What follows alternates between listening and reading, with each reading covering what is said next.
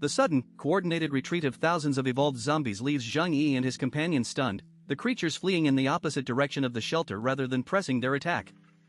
Zhang Yi rises cautiously from the battlefield, his apprehension deepening as he observes the mangled, charred limbs still writhing on the frozen ground, severed pieces moving with earthworm-like vitality despite catastrophic damage.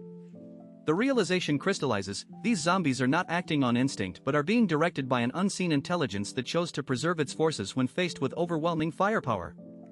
Liang Yu voices the group's disbelief at the notion of a single human controlling such a vast horde simultaneously, noting that such power could easily dominate Tianhai City given the endless supply of corpses outside. Zhang Yi collects fragments into his white space storage, confirming they register as inanimate corpses lacking biological signatures, yet they continue to move, forcing him to confront the possibility of a corpse control ability reminiscent of legendary Shanxi techniques. He hands the flamethrower to Fatty Sue with orders to incinerate every remaining piece, the only confirmed method of permanent destruction. Back inside the shelter, the atmosphere remains heavy with terror. Zhou Kur, Yang Xia, and Zhou Haimei are visibly shaken, their pale faces reflecting the horror of witnessing a ferocity beyond anything they had imagined. Yang Xia whispers fearfully about ghosts, while Zhou Haimei, drawing on years of industry superstition and belief in feng shui, counsels maintaining a sense of awe toward the unexplainable. Zhang Yi sits apart, piecing together the timeline. The horde originated from Shishan Base's fourth life warehouse, where he had sensed an unexplained wrongness during their earlier raid.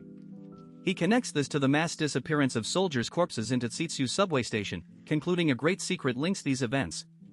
He declares firmly that a superhuman capable of corpse control is operating in the shadows, evidenced by the zombies' ability to avoid his dimensional portals and execute tactical withdrawals.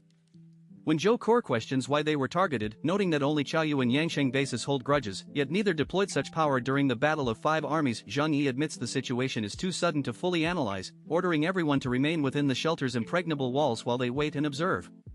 Zhang Yi assigns Yang Xinxin to monitor all major factions across Tianhai City over the coming days, determining whether the zombie phenomenon is isolated to Yuelu Manor or spreading citywide.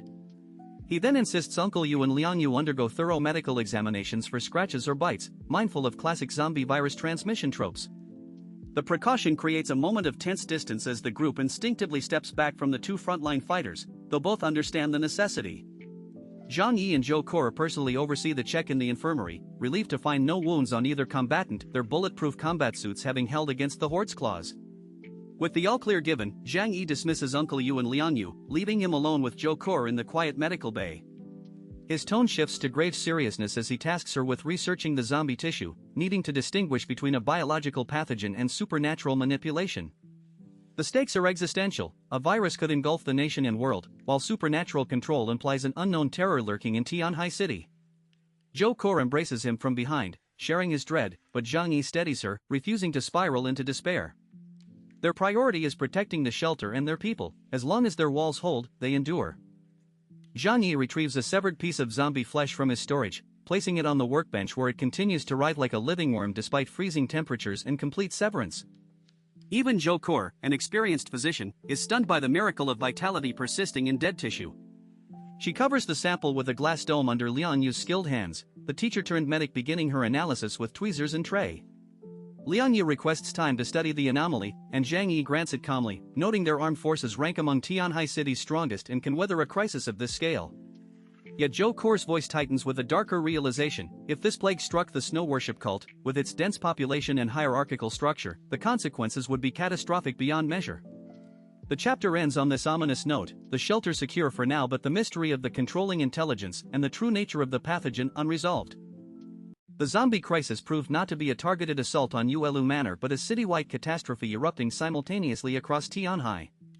Yangsheng Base, Chaoyu Base, and Qingpu Base all found themselves besieged by hordes of mutated corpses that appeared from nowhere, displaying speed and strength far exceeding ordinary humans and, most disturbingly, continuing to attack even after their heads were smashed. At Yangsheng Base, Xiao Honglian leaped onto a tall furnace and unleashed torrents of high-purity alcohol enhanced by her ability, incinerating waves of zombies like insecticide, yet the sheer scale of the horde dwarfed the thousands faced at Yuelu Manor, pushing her abilities to their limit. At Qingpu Base, Xing Tian activated his ability to enhance 500 elite warriors who charged into melee combat with massive axes, warhammers, and iron bars, smashing frozen corpses to pieces in a fighting style more effective than firearms. Meanwhile, Chaoyu Base utilized the main guns of ships anchored in the deep sea to bombard the advancing dead, and Wei Dinghai frowned at the ruins, questioning whether an unknown underground force had cultivated these monsters. The three major powers resolved their crises with acceptable losses, but the snow worship cult in Tianfeng district faced annihilation. Tens of thousands of followers were concentrated in the cult's core area, over 70% lacking combat capability or even weapons, a dense population that acted as a beacon for the underground zombie swarms. That night, after prayers and a meal of canned food and sacred fruit, Li Jian's 16-year-old son Li Kale had struck up a tender friendship with Su Bebe, a girl his age, sharing books and oil paintings and dreaming innocently of marriage after the apocalypse.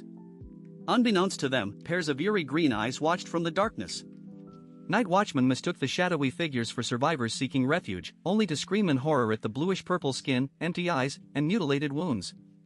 The zombies moved with terrifying coordination, ignoring gunfire and headshots, tearing the watchmen apart and surging into the camp like starving bandits entering a cafeteria. Hundreds of followers were bitten to death in minutes, guards wiped out, and ordinary members trapped in their tents unable to form a defense.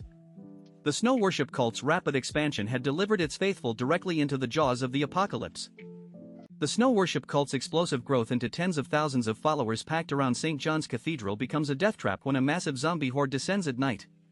With dozens crammed into single rooms and no escape routes, the camp turns into a slaughterhouse. Li Kale grabs Su Bei's hand and flees upstairs, meeting his parents Li Jian and Zhang Jianfang coming down to find them. Two superhumans personally assigned by High Priest Zhang Yixian intercept the family, one punching through a wall to collapse rubble that blocks the pursuing zombies and diverts them toward other screaming victims. The cathedral doors burst open as Zhang Yixian strides out with over a dozen superhumans, an invisible force blasting dozens of zombies backward. Under his command, the cult launches a desperate counterattack. Han Chang transforms into his honey badger beast form, decapitating over a dozen zombies only to watch them keep crawling. He must slice them into 7 or 8 pieces each to finally stop the wriggling remains. The brutal battle rages for over half an hour, ground carpeted with mixed corpses, until the horde slowly melts back into the darkness. Zhang Yixian immediately orders the battlefield cleared, corpses hauled to an abandoned building, wounded quarantined for possible biovirus infection, and night patrols organized. Han Chang seeds at the unkillable, tactically retreating zombies and suspects rival factions. Zhang Yixian calms him, prioritizing survival over vengeance while his gaze probes the shadows for hidden enemies. In the aftermath, Li Jian and Zhang Jianfang embrace in relief while Li Kale and Su Bei cling to each other.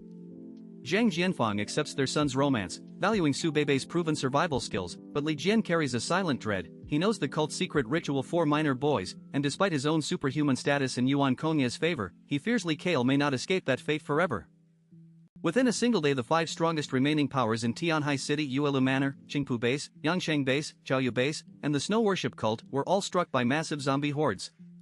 Zhang Yi's shelter fared best with 0 casualties thanks to its small footprint and overwhelming firepower, while the Snow Worship Cult suffered catastrophic losses, over 1,000 dead and more than 800 bitten or scratched survivors locked under guard to prevent mutation. The following morning, the leaders began comparing notes. Zhang Yi called his old classmate Xing Tian at Qingpu Base, learning that Qingpu had also been hit, losing over 100 people, and that the zombies there likewise ignored headshots and appeared to be directed by an unseen hand. With the 2 bases separated by more than 100 kilometers yet attacked simultaneously, both men realized a single controller was impossible. The consensus that emerged among all 5 factions was that a 6th, hidden underground force was orchestrating the citywide outbreak. Old grudges prevented any real alliance, so each group turned inward to weather the siege alone, secretly hoping the others would be consumed. Zhang Yi's team remained the most secure, yet everyone in the shelter feared the next wave might number in the tens of thousands given Tianhai's 10 to 20 million dead. Their dread proved justified when, just 1 day later, another horde massed outside the manor walls. Zhang Yi, Uncle Yu, Fatty Su, Liang Yu, and the mutant cat Hua Hua sorted out in full combat gear, with strict orders for Hua Hua not to bite the enemy. Drawing on the previous battle's lessons, Fatty Su unleashed a sweeping snowstorm that blanketed thousands of zombies in a blinding blizzard, drastically slowing their movements and stripping them of coordination. Zhang Yi recognized the tell. Blinded, the zombies lost their tactical direction, confirming a remote controller. While the storm held, Uncle Yu and Zhang Yi crossed streams of flamethrower fire, incinerating the immobilized masses. Behind the shelter, glass chief physician Zhou Kor recorded her deduction that the pathogen thrives in cold and dies under intense heat, explaining the zombies' sudden paralysis when scorched. The horde lost half its strength before the survivors scattered at astonishing speed in multiple directions, evading pursuit just as they had the day before. Though the defense was tactically flawless, Zhang Yi could not shake a growing unease. Something subtle about the consistent, deliberate escapes eluded his grasp, hinting at a deeper design behind the seemingly mindless retreats.